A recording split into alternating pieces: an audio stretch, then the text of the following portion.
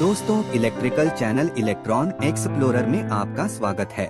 दोस्तों, आज के वीडियो में हम देखेंगे कि एक इलेक्ट्रिकल स्विच बोर्ड के लिए लिस्ट कैसे बनाई जाती है। दोस्तों, ये सॉकेट इस 2 मॉड्यूल प्लेट पर लगाया जाएगा। इस मामले में हम इसे 2M6 एम्पियर सॉकेट के रूप में सूचीबद्ध करेंगे, बिल्कुल इसी तरह लिखा हुआ। यहाँ 2M का मतलब है 2 मॉड्यूल। इसके अलावा मान लीजिए कि हम 2 मॉड्यूल वाली प्लेट पर 2 स्विच लगा रहे हैं, तो इस स्थिति में हम इसे 2M 2 6 एम्पियर स्विच के रूप में लिखेंगे।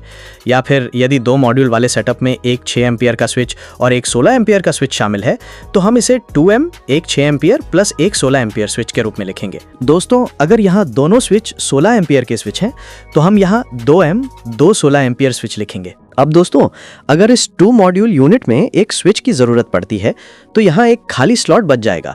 ऐसी स्थिति में हम इस जगह पर एक 1 मॉड्यूल वाली डमी प्लेट लगा देंगे। हम इसे 2M 1+1 ब्लैंक के रूप में चिन्हित करेंगे। अब मान लीजिए कि एक 2 मॉड्यूल प्लेट में 2 2-वे स्विच लगे हैं, तो इस स्थिति में हम इसे 2M 2 स्टार के रूप में लिखेंगे। मान लीजिए कि 2 मॉड्यूल वाले प्लेट में एक AC स्टार्टर लगा है।